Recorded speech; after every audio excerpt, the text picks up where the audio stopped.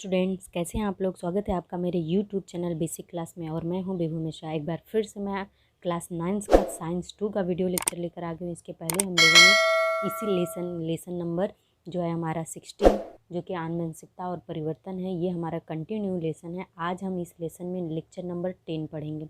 ये लेक्चर हमारा last lecture होगा, तो बहुत ही इंपॉर्टेंट ये पूरा लेसन था। हम लोगों ने पूरा 9 लेसन पढ़ लिया है, कंप्लीट हो चुका है। सिकल सेल से इसके पहले हम लोगों ने सिकल सेल के बारे में पढ़ा था, कैसे किस प्रकार के जो है संकेतों के मिलने और किस प्रकार के प्रभावी और अप्रभावी चालक और सामान्य के मिलने से किस प्रकार के रोग की संभावना होती है, ये सब हमने पढ़ लिया था। अब हमारा आज का टॉपिक रहेगा, आज रहेगा तंतुकड़िकी विकार।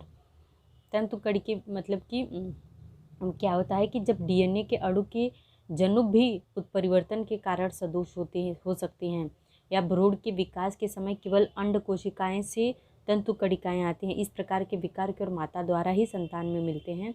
लेबेर का आनुवंशिक तंत्रिका विकार तंतुकड़िकी विकार का उदाहरण है। मतलब यहाँ पे है, ये तंतुकड़िकी जो विकार होता है ये गर्भ में होता है, माता द्वारा ही संतानों को ये बीमारी जो है फैलती है। इसमें क्या होता है कि डीएनए जो होता है और इसके जो जीन्स होते हैं, जीन्स पर जो डीएनए होता है, उन दोनों में क्या होते हैं, दोष उत्पन्न हो जाता है, कोई न कोई कमी हो जाती है।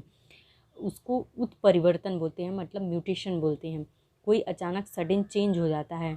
और उसके बाद क्या होता है, जब एम्ब्रॉयज़ बनते हैं, जब गर्भ में बच्चा का भ्रूण बनता है, उसके विकास के समय जो अंड कोशिकाएं होती हैं, जो माता से बच्चों को मिलता है, वो अंड कोशिकाओं से जो तंतु कड़िकाएँ आती हैं, इन तंतु कड़िकाओं के कारण ही जो है ये विकार होने के कारण, ये कमी होने के कारण माता में ये संतान को जो है ये बीमारी हो जाती है। लेबेर का आनुवंशिक तंत्रिका विकार तंतुकड़िकी विकार का उदाहरण है। मतलब आनुवंशिक जो तंत्रिका होता है, इसमें अगर किसी प्रकार की त्रुटि होती है, एक बीमारी होती है, ये बीमारी सबसे बेस्ट एग्जाम्पल है तंतुकड़िकी विकार का। जैसे बहुजनिकी उत्परिवर्तन, नेक्स्ट टॉपिक है बहुजनिकी उत्परिवर्तन के कारण होने वाले या बहुघटकी विकार, मतलब बहुत सारे विकार एक साथ हो जाएं तो बहुजनिकी उत्परिवर्तन के कारण होने वाले विकार कभी कभार एक से अधिक जनकों में परिवर्तन होता है। मतलब अभी तो हमने जितना भी पढ़ा सब एक है, या तो जीन्स में क्या होती है, या तो जीन्स या जनुक जो होते हैं उसमें कमी हो जाती है, या तो कमी हो जाती है या बहुत ज़्यादा बढ़ जाते हैं, अधिकता हो जाती है। लेकिन एक ही जीन्स में ये होता था, कितने में होता था, एक ही जीन्स में होता था। लेकिन अब यहाँ पे क्या है, बहुजनिकी है, मतलब कि एक से ज़्यादा जीन्स में जब परिवर्तन होने के कारण जो विकार आते हैं, जो कमी आती है, जिसके कारण रोग उत्पन्न होते हैं, उसे बोलते हैं बहुजनिकी विकार। ऐसे अधिकांश विकारों में गर्भावस्था के में अभ्रक के आसपास के पर्यावरणीय घटक जो होते हैं, उनके परिणाम स्वरूप, मतलब उसके रिजल्ट से विकारों की तीव्रता बढ़ती है। सामान्य तौर पर पाए जाने वाले विकार, इस विकार जैसे कि फाँक होठ, फाँक तालु, आमाशय का संकुचन, रीढ़ की हड्डी का दोष इत्यादि प्रकार का मधुमेह, मतलब यानी कि डायबिटीज़, रक्तचाप यानी बीपी, हृदय विकार मतलब हार्ट प्रॉब्लम, अस्थमा और अस्थि स्थूलत्व जैसे विकार भी बहुजनिकी विकार हैं। बहुघटकी विकार मेंडल के आनुवंशिकता के प्रारूप के पूर्ण रूप नहीं मिलते। पर्यावरण, जीवन शैली का कई दोष, पूर्ण जनुक इसके संयुक्त जटिल परिणामों के कारण ये विकार होते हैं। मतलब जब बच्चा पेट में रहता है, जब माँ के गर्भ में रहता है, तो उसमें क्या होता है, उसके जीन्स में, एक जीन्स में नहीं, बहुत सारे जीन्स में, मतलब जनुक में अचानक चेंजेस होते हैं, जिसके कारण बच्चे को वो बीमारी हो जाती है। लेकिन इसका पूरा कारण इस बात पर भी निर्भर करता है कि बच्चा जब पेट में है तो माँ किस वातावरण में है, कौन से माहौल में है। जैसे कि क्या होता है, जब हिरोशिमा पर परमाणु बम गिराया गया था, तो आसपास के इलाकों में जो भी बच्चे पैदा हुए थे, वो सब बच्चे क्या हुए थे, विकलांग हुए थे। तो इसका कारण है कि आसपास रेडिएशन ज़्यादा है, प्रदूषण ज़्यादा है, ये सब चीज़ें भी मैटर करती हैं। और इतनी सारी बीमारियां हैं, जैसे कि ब्लड प्रेशर, रक्त विकार, मधुमेह, अस्थमा, आमाशय में प्रॉब्लम, होठ फटना, तालू में फाक होना, ये सब चीज़ें बहुजनिकी विकार के कारण होती हैं। ये मेंडल के आनुवंशिकता, उन्होंने जो भी अपना प्रारूप बनाया था उसमें इसकी चर्चा नहीं हुई है, लेकिन ये जीवन शैली, खान पान, रहन सहन, वातावरण, पर्यावरण, इन सब में कोई कमी या दोषपूर्ण माहौल में रहने के कारण ये रोग होता है। तो जब भी इसीलिए कहा जाता है कि जब बच्चा पेट में रहे तो माँ को अच्छे स्वस्थ वातावरण में रखना चाहिए, अच्छी बातें करनी चाहिए, अच्छी बातें सोचनी चाहिए, ताकि किसी भी प्रकार की कोई बीमारी ना हो। तो ये हो गया बहुजनिकी उत्परिवर्तन। फिर अब हम आते हैं, हमारा नेक्स्ट टॉपिक है, बहुत इम्पॉर्टेंट है, जिसको बोलते हैं कर्क रोग यानी कि कैंसर। बहुत ही इम्पॉर्टेंट है, कैंसर बहुत तेज़ी से फैल रहा है लोगों को। तो कैंसर क्यों है, कैसे होता है, क्या है, देखिए कितना गंदा डायग्राम दिया है गया है। जिसको ये बीमारी हुई होगी, कल्पना करो कि उसकी क्या हालत हुई होगी, देख लो। तो कैंसर क्या है, ये अधिक कैसे होता है, पहले ये समझ लो। कैंसर होता है बहुत ज़्यादा तम्बाकू खाने से, बहुत ज़्यादा धूम्रपान यानी कि बीड़ी सिगरेट ये सब पीने से, या चुभलाने से। लोग जो तम्बाकू मुंह में डाल लेते हैं, जैसे सुरती, जर्दा, सुपारी, ये सब चीज़ें जो खाते हैं, वो सब खाने से, किसी भी अवस्था के तम्बाकू पदार्थ के कारण जो क्या होता है, कर्क रोग यानी कैंसर होता है। बीड़ी सिगरेट धूम्रपान के कारण पाचन क्रिया जो होती है, जो हमारा पेट के अंदर डाइजेस्टिव सिस्टम होता है, उसमें बहुत डैमेज होते हैं, बहुत नुकसान पहुंचता है। इसके कारण क्या होता है, गले में जलन होती है, एसिडिटी होती है, खांसी आती है। और बहुत ज़्यादा धूम्रपान करने के कारण बार बार करने से अस्थिरता का निर्माण होता है। मतलब हमारे अंदर के जो बॉडी के पार्ट्स हैं वो फंक्शन करना जो है अस्थिर हो जाते हैं, डिसबैलेंस हो जाते हैं। जैसे हाथ कांपने लगता है, सूखी खांसी आती है, एक लगातार सो नहीं सकता, उठता है बैठता है, सोने में बाधा आती है, पेट साफ नहीं होता है। तो ये सब चीज़ों से क्या होता है, उसकी आयु सीमा क्या होती है, कम आ जाती है। मतलब उसका एज कम होता है, ब्राइटिस छोटे हैं, फेफड़े, मुंह और स्वर यंत्र, ग्रसनी, बिंदुपीठ, मूत्राशय, इन सब चीज़ें परिहृदय रोग जैसी बीमारियों की आशंका होती है। मतलब एक केवल आप कोई भी अगर इस तरह का सेवन करता है, खान पान करता है, तो इतनी सारी जो है अंगों से रिलेटेड जो है ये बीमारी हो सकती है। आए समझ में, इतनी सारी बीमारी हो सकती है। अब क्या है कि धूम्रपान के कारण परिणाम ये होता है कि तंबाकू जो है, तंबाकू में होता क्या है, तंबाकू में एक होता है निकोटीन नामक एक पदार्थ होता है, घटक होता है, जिसके कारण ये बीमारी होती है, जो कि बहुत ही हानिकारक होता है। क्या होता है, निकोटीन। ये पॉइंट्स याद कर लीजिए। निकोटीन का केंद्रीय तथा परिधि तंत्रिका संस्था पर हानिकारक प्रभाव पड़ता है। इसके चलते जो है धमनी क्या होती है, सख्त हो जाती है। मतलब जो फेफड़े में धमनी होती है वो बहुत हार्ड हो जाती है, या धमनी के हार्ड होने, सख्त होने के, कठोर होने के कारण क्या होता है, बीपी बढ़ जाता है, ब्लड प्रेशर हाई होते हैं। और तंबाकू के धुएं में पाइटिजीन, देखो ये भी पॉइंट्स याद करो, पाइटिजीन, अमोनिया, एल्डिहाइड, परफ्यूनॉल, carbon monoxide, nicotine, sulphur dioxide जैसे हानिकारक कंपाउंड्स होते हैं, यानी ये सारे यौगिक उसमें पाए जाते हैं।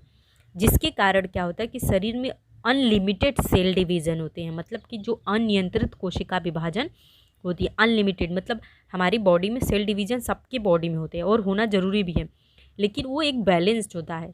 लेकिन अनलिमिटेड जब हो जाए, मतलब कोई भी चीज़ भरते जाओ, डिवीज़न होता जाए तो वो जाएगा कहाँ, कहीं ना कहीं गांठ या ट्यूमर बन जाता है, और वही ट्यूमर बाद में कैंसर का रूप ले लेता है। तो तंबाकू का जो धुआं महीन कार्बन के कणों से संपूर्ण रूप से भरा होता है। इसके कारण फेफड़ों के निरोगी ऊतकों का रूपांतरण काले रंग के ऊतकों में, पुंज में हो जाता है। मतलब कि जो टिश्यूज़ होते हैं हमारे बॉडी के, वो जो निरोगी होते हैं वो बाद में परिवर्तन होकर काले हो जाते हैं, और इससे कर्क रोग होता है। तंबाकू और तंबाकूजन्य पदार्थ चुभलाते समय उसके रस का बहुतांश भाग शरीर में अवशोषित किया जाता है। जो लोग चूसते हैं और बोलते हैं मैं इसे खाता नहीं हूँ, बस चूसता हूँ, तो वो चूसने पर क्या होता है, हमारी जो सेल्स होते हैं, कोशिकाएं, उसको सोख लेती हैं, अवशोषित कर लेती हैं।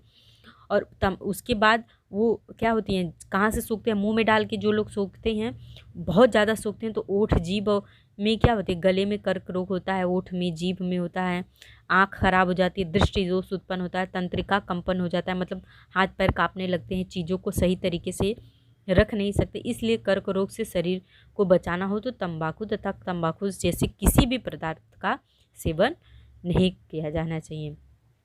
तो ये बहुत ही भयंकर बीमारी है। जिसे ये बीमारी हो भी जाती है तो पहले स्टेज तो ठीक है, लेकिन सेकेंड और थर्ड स्टेज में तो रोगी की ऐसी हालत होती है, यहाँ पे डायग्राम आप देख रहे होंगे, कि वो खुद दुआ करता है। वो क्या दुआ करेगा, उसकी फैमिली वाले ही दुआ करते हैं कि ये बंदा मर जाए, क्योंकि वो इतना तकलीफ़ में रहता है कि वो अपनी बॉडी को उठा उठा के पटकता है, क्योंकि उस थर्ड स्टेज पे कोई दवा नहीं है। तो सबसे अच्छा यही है कि इन सब चीज़ों से बचना है तो भैया ये सब चीज़ें ही खाना छोड़ दो, तो बहुत अच्छा रहेगा। तो ये आज हमारा लेसन जो है कंप्लीट हो गया। आई होप आपको ये समझ में आ गया होगा। अब हम देखेंगे कि स्वाध्याय में क्या दिया हुआ है। जो छोटे छोटे क्वेश्चन है मैं वो बता देती हूँ। अगर बड़े क्वेश्चन में आपको प्रॉब्लम होगी कमेंट बॉक्स में लिखेंगे तो मैं उसका वीडियो बनाऊंगी, नहीं तो मैं नेक्स्ट वीडियो जो है नया और फ्रेश लेसन का बनाने वाली हूँ। तो चलिए, आज पहला दिया है कि कोष्टक में दिए हुए विकल्पों में से उचित विकल्प चुनकर वाक्य को पूर्ण कीजिए। यहाँ पे दिया है पहला, यहाँ पे कुछ विकल्प दिए हुए हैं, इन विकल्पों को पहचान कर सही ऑप्शन जो ढूंढकर इनमें भरना है। जो ये खाली जगह दिया हुआ है वहाँ पर तो क्या करना है कि आनुवंशिक लक्षण माता पिता से उनकी संतति में संक्रमित होते हैं।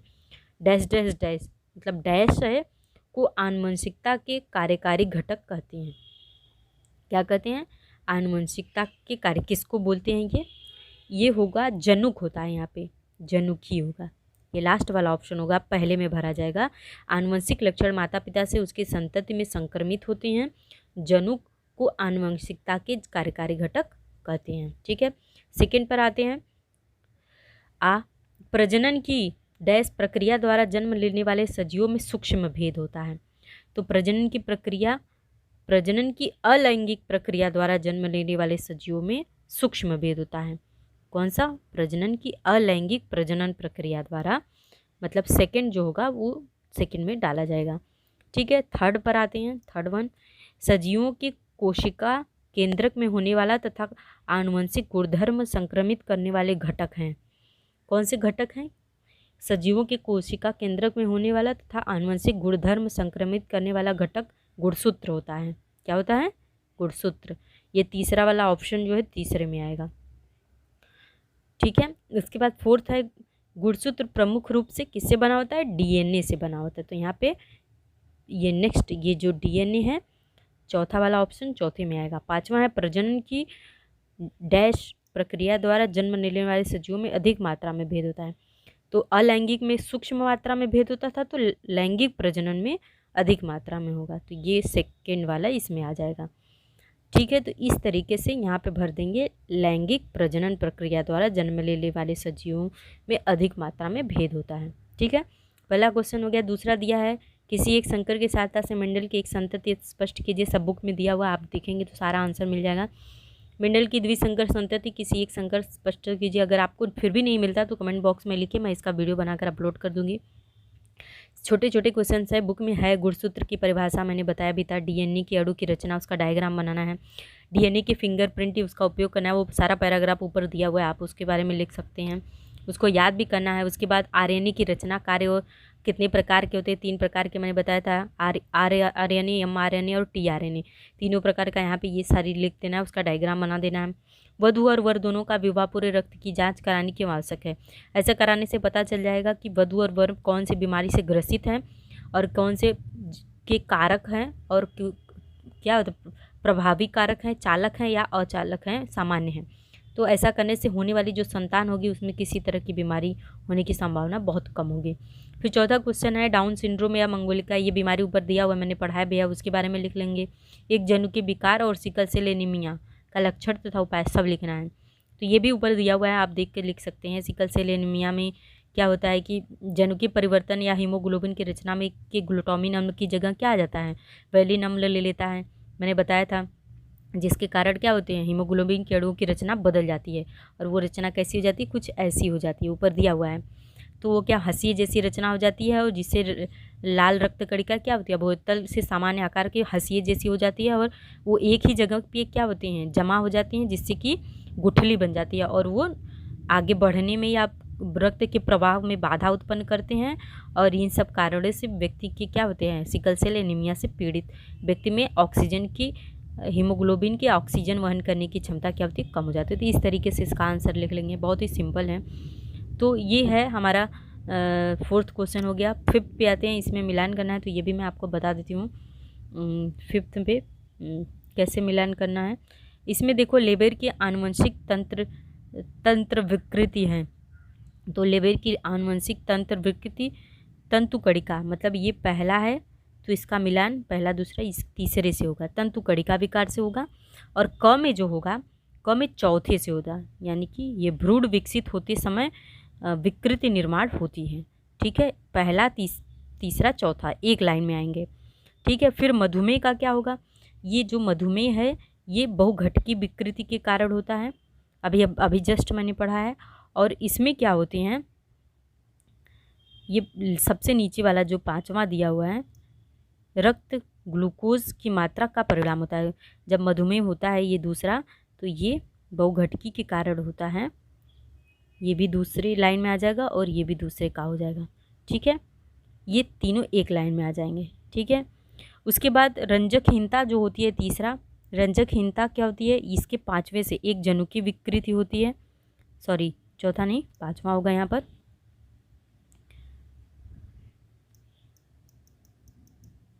ये यहाँ पे लिख दे रंजकहीनता